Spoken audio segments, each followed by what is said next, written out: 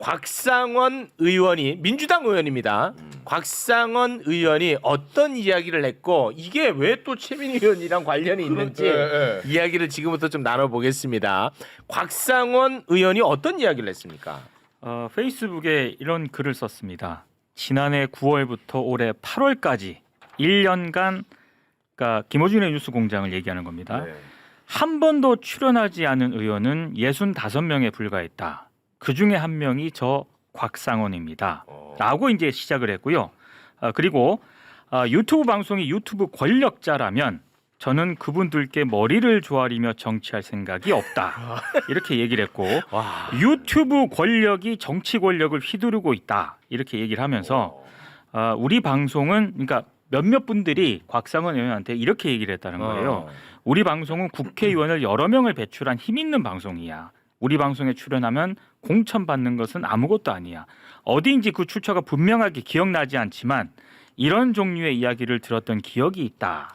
그렇게 또 얘기를 했고요. 그리고 과거에는 언론사들이 정치 권력에 영향을 미치는 것을 넘어 공천에 관여하고 후보 결정에 개입을 했다. 그러면서 노무현 전 대통령 있지 않습니까? 네. 후보 시절에 조선일보는 민주당의 경선에서 손을 떼라. 이제 이렇게 한 적이 있었는데 그 부분을 인용을 하면서 지금도 크게 다르지 않다. 그러니까 그 조선일보의 역할을 지금은 유튜브 권력이 휘두르고 있다. 이런 말을 좀 시사한 것으로 보입니다. 유튜브 권력, 뭐 신격화한다, 뭐 이런 얘기를 하고 있는데, 뭐 유튜브 권력이라고 하니까 제가 짧게 한 마디만 하자면 사실. 말 한마디에 나락갑니다. 진짜 말 한마디에 나락가.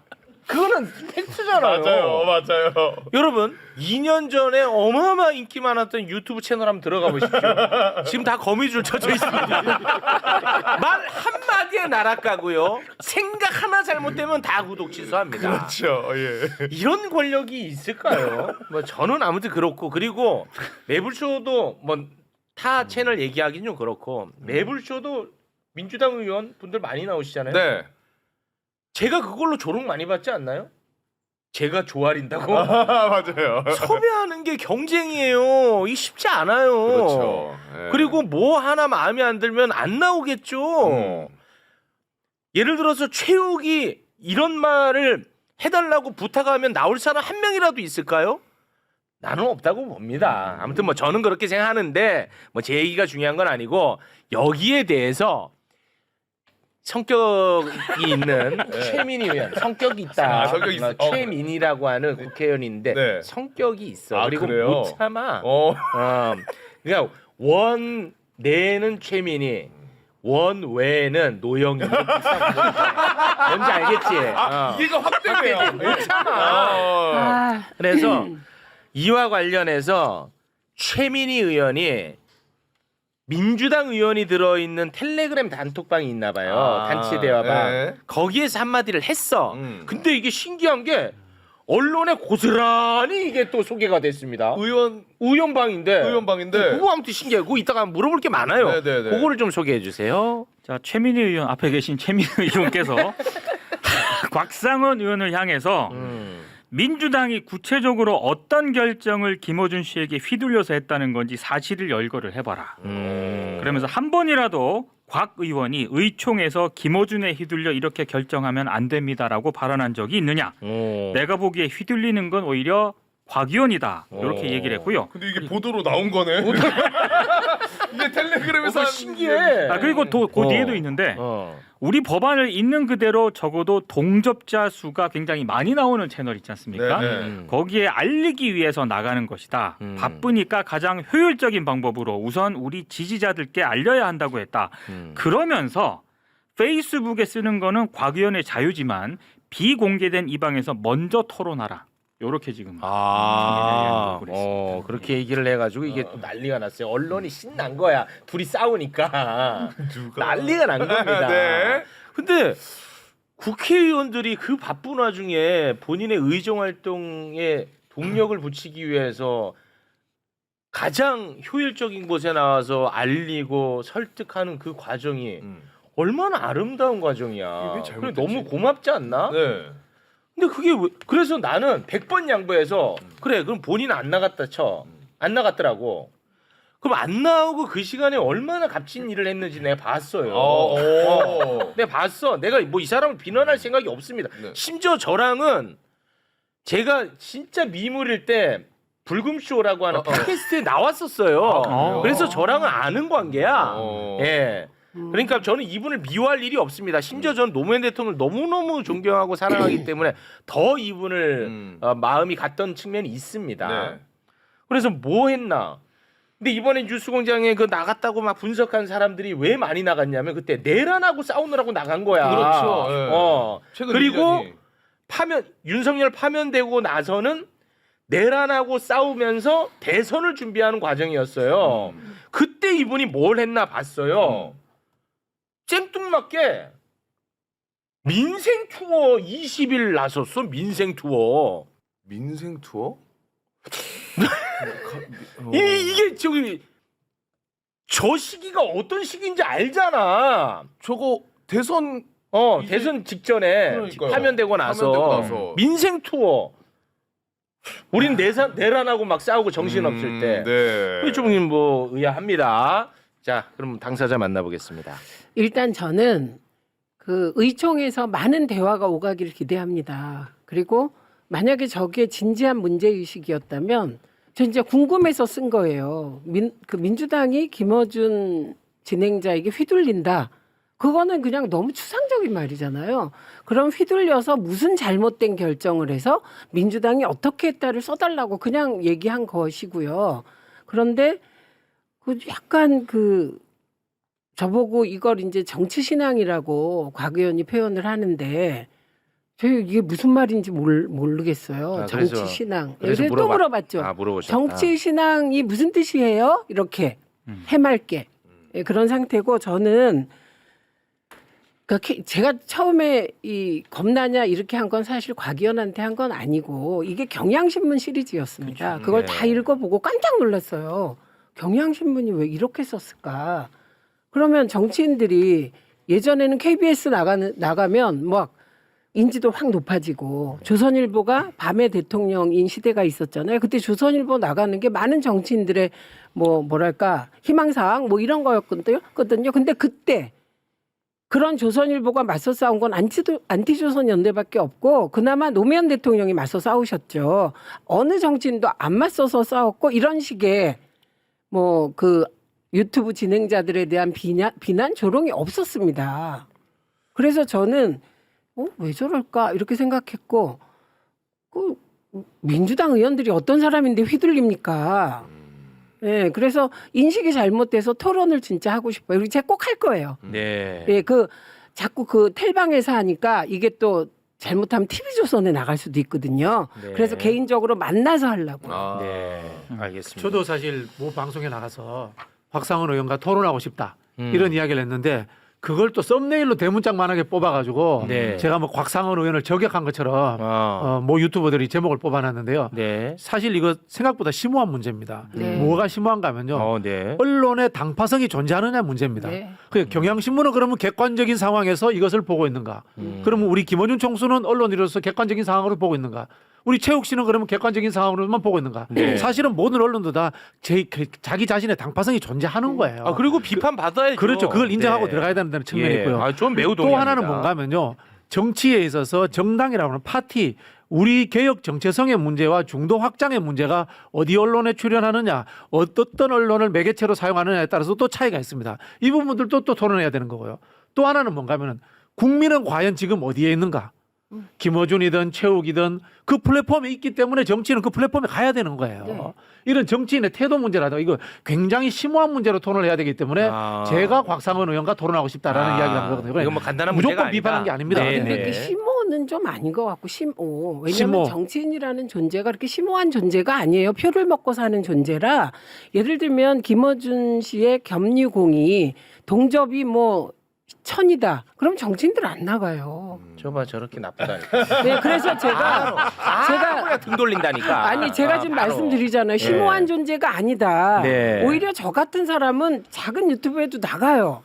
저는 이제 언론 운동한 사람이기 때문에 지원의 측면에서는 대부분의 정치는 안 나가요. 네. 그러니까 활용의 측면이 훨씬 강하고 효율성 측면. 예, 효율성이고 저 같은 경우는 사실 매우 바빠서 네. 한 방에 빵 끝내고 싶은 마음이 늘 네. 있거든요. 알겠습니다. 그리고 저희가 안티조선 운동 시작하고 제가 대변인일 때 그때 그쪽 논리가 뭐였냐면 조선일보 1등이 그냥 됐는 줄 알아? 1등은 다 1등의 이유가 있는 거야. 이거에 네. 모든 언론들이 다 동의했어요. 사실 네. 진보건 보수건. 알겠습니다. 그러면 지금 김어준 씨나 최욱 씨가 최욱 씨 지금 얘기는 하지 이렇게 마시고요. 이렇게 열심히 해서 많은 시민들에게 지지를 받고 응원을 받는 건 또 다 이유가 있는 건데 알겠습니다. 그런 역사를 다 무시하고 네. 그래서 사실 왜 그랬는지가 궁금해서 알겠습니다. 토론해 보려고 아니 이게 합니다. 지금 오해가 있는 것 같아가지고 요거는 좀 얘기하고 가야 될 것 네. 같아요. 유튜브 채널을 비판하지 말라는 거 절대 아닙니다. 비판해야죠. 그리고 잘못된 것도 많죠. 그거 아닙니다, 여러분. 오해 없었으면 좋겠습니다. 자, 바로 비판의 목소리 들려드리겠습니다. 신인규 나와주세요. 비판해야지. 아니, 왜냐면 왜 비판하지 말라는 거 아니야? 저는 유튜버에서 방송을 많이 좀 늘리다가 이제는 좀 지상파 방송을 조금씩 가는 이런 국면이라서 네. 사실 유튜브에 굉장히 좀 친숙화된 사람이거든요. 그렇기 때문에 전 이번에 그 빛의 혁명에 가장 선두에 섰던 분들은 뉴미디어 유튜버와 또 응원봉을 들었던 우리 시민들 이 두 시민분들. 세력입니다. 네. 사실은 이 헌법재판소에서도 인정을 한 사안이고 과거 문재인 정권 때는 검찰, 특검과 레거시 언론의 의지에서 사실 탄핵을 얻어냈기 때문에 그때 개혁의 성과가 좀 미미했던 거 아니냐 이런 차이를 먼저 말씀드려서 제가 이 말씀 왜 드리냐면은 유튜브가 가지는 순기능이 굉장히 많습니다. 그리고 저는 곽상원 의원이 내용에 대한 평가 들어가기 이전에 일단 메신저로서의 신뢰가 없는 것 같아요. 왜냐하면 아니 김어준 씨와 그 뭐 경쟁 관계는 아니더라도 그럼 본인은 어떤 역할을 했느냐에 대해서 국민들이 이해가 안 되는 겁니다. 그래서 그 부분을 먼저 좀 더 돌아봐야 될 부분이 있다라는 걸 먼저 말씀드리고 다만 이제 유튜버의 영향력이 레거시 언론보다 훨씬 더 많아졌어요. 그러면 이제 국민들이 또 묻습니다. 언론의 공적인 책임은 그럼 어디까지 이제 우리가 물을 것이냐를 하고 있는데 네. 제가 봐도 유튜브의 공로는 제가 인정을 많이 하지만 그렇다고 성역은 아니기 때문에 비판은 아니지. 또 받아야 되지 않겠습니까? 당연합니다. 그래서 저는 이번에 한 두 가지 사례만 제가 한번 예를 들어보려 해요. 네. 검찰이 그동안에 욕을 먹고 해체된 이유 중에 하나는 과잉 수사 그리고 하나는 암장 덮어주는 거죠. 이 두 네. 가지를 가지고 사실은 칼을 좀 휘두르 왔던 건데 저는 최근에 8월 달에 그 김어준의 뉴스공장 프로를 또 많은 분들 보시니까 저도 유심히 이렇게 봤는데 조국 전 대표가 사면받고 나오자마자 가장 먼저 출연한 방송이었습니다. 사실은. 근데 거기서 진행자께서 대선에 대한 의향 여부를 물어봐요. 근데 저는 거기까지는 할 수 있다고 봅니다. 차기 근데 대선. 차기 대선 네. 얘기를. 근데 그것도 이게 지금 대통령 임기가 얼마 되지 않은 상황에서 적절하냐 문제는 있겠습니다만은 네. 그 이후에 마치 킹메이커로 들릴 수밖에 없는 이렇게 좀 마음에 더 부담을 주는 게 본인의 역할이다. 이런 표현까지 계속 하다 보니까 과연 이게 맞느냐 이런 의문이 있을 수 있고요. 네. 또 하나는 9월 5일자 금요일 방송에서도 사실 그 전날이 목요일이고 9월 4일인데 그날 강미정 전 대변인의 그 기자회견을 통해 가지고 뭐 정청래 대표도 최광욱 원장에 대한 그 감찰 지시도 했고 해서 뉴스가 다 도배가 됐었어요, 사실은. 근데 그 다음 날 아침 프로였는데 저도 이게 궁금해서 유심히 봤거든요. 근데 언급이 없더라고요. 네. 전혀. 그래서 이런 부분에 대해서는 그럼 왜 언급하지 않았는지를 네. 납득되게 설명을 하면은 괜찮을 텐데 그게 안 나오는 상황에서는 이제 국민들 보시기에는 좀 공적인 책임이 어디까지이고 잘 하고 있느냐 네. 이런 문제의식은 저는 가질 수 있다. 저렇게 그렇습니다. 봅니다. 자, 곽상원 의원님 보셨죠? 성역 아니라니까요. 자유롭게 다. 아, 댓글만 봐도 다 욕이에요, 솔직히. 내부 출신 보세요. 다 욕입니다. 다 욕이에요. 성역 아니고요. 욕 먹고요. 그리고 예를 들어서 이 방송을 보는 사람들이 바보가 아닙니다. 그것은 진행자를 욕되게 하는 게 아니라 이 방송을 보는 수없이 많은 사람들을 무시하는 거예요. 이 사람들은요 다 플러스 마이너스 하고 있어. 그래, 요거는 좀 쟤네가 문제가 있지, 잘못했지. 하지만 그래도 순기능이 더 많으니까 난 소비한다는 거예요. 근데 예를 들어서 가세연처럼 한때 잘 나갔습니다. 가세연. 순기능보다 역기능이 더 많아.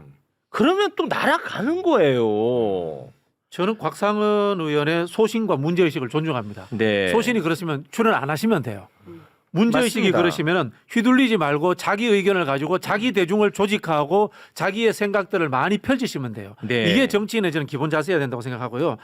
라디오에 나가기 싫으면은 텔레비전에 나가면 되는 거예요. 네. 그렇지 않습니까? 맞습니다. 그런 부분이 있는데 다만 어느 정도의 그 룰은 지켜주셔야 되는 게 조선일보와 김어준 방송은 다른 거고요. 그거 유튜버와는 또 다른 겁니다. 네. 그런 부분에 있어서 그렇지. 야, 저는 이 좋은데요. 김어준이라든가 뭐 모든 유튜버들을 다 모두 서로 비판받을 수 있는 겁니다. 네. 비판할 수 있다. 그런 측면에서 토론하자라는 말씀을 드렸고요. 다만 우리 정치 현실이 당내 선거나 이런 부분에 있어서 진영 내의 유튜버 물론 뭐 극우라든가 이런 쪽 또는 극자라든가 이런 쪽은 빼고 보편적인 당원들과 지지자들의 정서를 대변하는 쪽에 나가는 것이 정치 현실이에요. 근데 우리 곽상원 의원은 안 나가고도 후보가 되고 국회의원이 됐습니다. 이거 어떻게 보면 저도 메신저 공격일 수 있는데 정말 처절하게 그런 유튜브에도 나가고 싶어서 억지로 정치하려고 난리치는 사람들과 다르게 쉽게 정치하셨기 때문에 이런 부분들에 대해서 그렇게 쉽게 말씀하시면 안 돼요. 네, 이 부분만큼 제가 꼭 지적하고 네. 싶어요. 동의하지만 삭제. 아, 요거 삭제합니다. 네. 자, 저는 진짜 마지막으로 요거 하나만 말씀드릴게요. 네. 유튜브가 자꾸 그 성역화됐다 뭐 이렇게 얘기하는데 유튜브는요 생사가 시장에서 결론 납니다. 그런데 레거시 미디어는 보십시오. 시장에서 버림받아도 정부 광고 받아가지고 그렇죠. 그냥 유지되잖아요. 그거는 나쁜 거잖아요. 시장에서 생사가 결정나는 게 왜 나빠? 이 잘했죠? 부분은요. 일단 예. 그걸 기득권이라고 하는 겁니다. 기득권. 예, 제도 언론이 가지고 있는 기득권에 안주하는 거 요거와 연관해서 저는 소위 진보 언론이라는 쪽이 반성해야 되는 것은 그러면 조선일보가 그랬다. 밤의 대통령이었다. 그런데 왜 진보 언론이 그 대척점에서 대중의 환호와 각광을 받지 못했는지를 먼저 반성하시기 바랍니다. 그다음에 동의합니다. 예, 하나 지금 교정하고 가야 될 게 있는데 네네네. 이런 일이 벌어지면 꼭 깁니다. 보수 언론이. 그래서 어떤 또 가짜 뉴스를 내보내냐면 이번에 언론중재법에 징배제를 도입하면서 유튜브는 빼기로 했다 이렇게. 유튜브는요 언론중재법에서 포괄하지 않고요. 언론이 아니죠. 정보통신망법에서 징배제 도입할 겁니다. 네. 왜냐하면 지금 정확히 말씀하셨는데 유튜브가 언론이냐 아니냐가 엄청 논쟁적인 사안이라 정보통신망법의 부가 서비스로 규제할 수 있기 때문에 네. 언론중재법에서 지금 안 들어간다는 거지 일부러 진보 유튜버들을 봐주기 위해서 뺐다 네. 이런 식의 그런 그 허위 조작 네네네. 보도 안 하셨으면 좋겠습니다. 알겠습니다. 자, 이것도 보십시오. 우리 곽상원 의원님 자 보세요. 저랑 의원님이 생각이 완전히 첨예하게 갈리는 대목이 이 대목이거든요. 네. 저는 징벌적 손해배상 이거 하면 안 된다는 입장이에요. 왜냐하면 그 기준도 굉장히 모호할 뿐만 아니라 그게 악용될 소지가 있다. 그래서 영세한 언론은 진짜 설 곳이 없다. 예를 들어서 기업을 상대로 문제 제기를 했을 때 기업이 손배제 걸어버리면 꼼짝 말하거든. 그래서 저랑 이 생각이 언제나 계속 다르다는 건데 표현해 왔고 달라요. 네, 네. 예, 곽상원 의원님 보셨잖아요. 다르다니까. 나와서 다른 얘기 하시라는 거예요. 그 저도 사실 하나만 더 저는 이제 최욱 우리 앵커님하고 다른 점이 있어요. 네. 정치인은요 대중이 태워주는 이 배를 타고 물이 흐르는 대로 떠내려가면 안 돼요. 자기가 방향을 이야기해야 돼요. 그렇지. 네. 근데 쉽게 말하면 저는 그렇지. 사실 그런 정치인들 봤어요. 와. 유튜브에 나와서 댓글만 줄줄 따라가는 정치인들 사실 있어요. 아. 그런 사람들도 비판받아야 돼요. 그런 의미에서 저는 곽상원 의원이 지적한 부분이 일리가 있다고 봐요. 네. 왜? 정치인은 그냥 대중을 따라가는 것이 아니라 대중의 방향을 이야기를 해줘야 되거든. 네. 그러면 이야기하려면은 집에서 혼자 합니까? 대중이 있는 곳에 나와서 해야죠. 네. 그러니까 이런 플랫폼이라든가 이런 곳에 나와서 소신을 이야기하시라는 거죠. 좋습니다. 그리고 신인규 변호사님. 저도 사실은 이제 곽상원 의원께 조금만 제가 더 아이디어를 드리자면 이게 지금 뉴미디어 시대를 거스르려고 해가지고는 전 안 될 걸로 보고 당내에서 그러니까 지금 당내 경선이 사실은 인기 투표와 경향을 우리가 부인할 수는 없거든요. 그러니까 저는 그런 걸 바꿔야 되기 때문에 당내 경선의 제도 개혁을 요청해야 된다. 당원으로서. 그럼 뭐냐?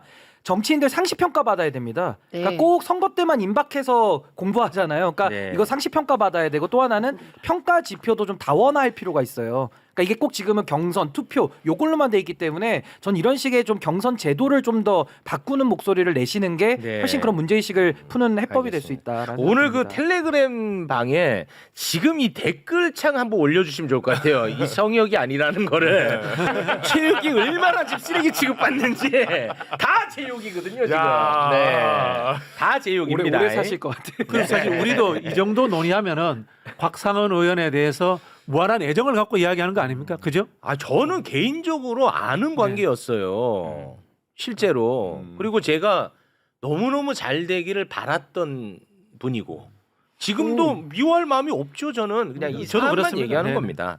아니 근데 제가 그런 입장을 표명하게 된 이유가 있어요. 저는 왜냐하면 휘둘린다는 게 저로서는 용납이 안 되는 게 저는 언론개혁 의제를 40년 동안 의제 설정을 하고 이제야 비로소 방송3법을 통과시킨 거거든요. 네. 제 개인적으로 40년 만에. 그러니까 김어준 씨가 시켜서 하거나 이러면 휘둘리는 그게 거지만 말이 됩니까? 예, 그래서 네. 왜 저렇게 표현을 할까? 그리고 저는 사실 그 경향신문 그 도표에 보면 제가 제일 꼴찌예요. 12번 나갔다는데 아마 저를 넣기 위해서 12번인가? 약간 이준숙식으로 생각하면 왜 굳이 12번에서 잘랐을까? 아 그래요? 왜냐면 어떤 사람은 몇백 번 한 사람과 그게 12번 진보 언론들도 징벌적 손해보상제나 이런 거 별로 안 좋아합니다. 반대하더라고요. 그래서 제가 이유가 있구나. 저는 매우 반대하는 입장입니다. 아주 매우 반대예요. 네, 전 매우 반대합니다. 지금도 나는 그 얘기 하고 싶은 사람이에요. 네. 반대에 대한 이야기를 하고 싶은 사람입니다만 다음에 하도록 하고요. 네.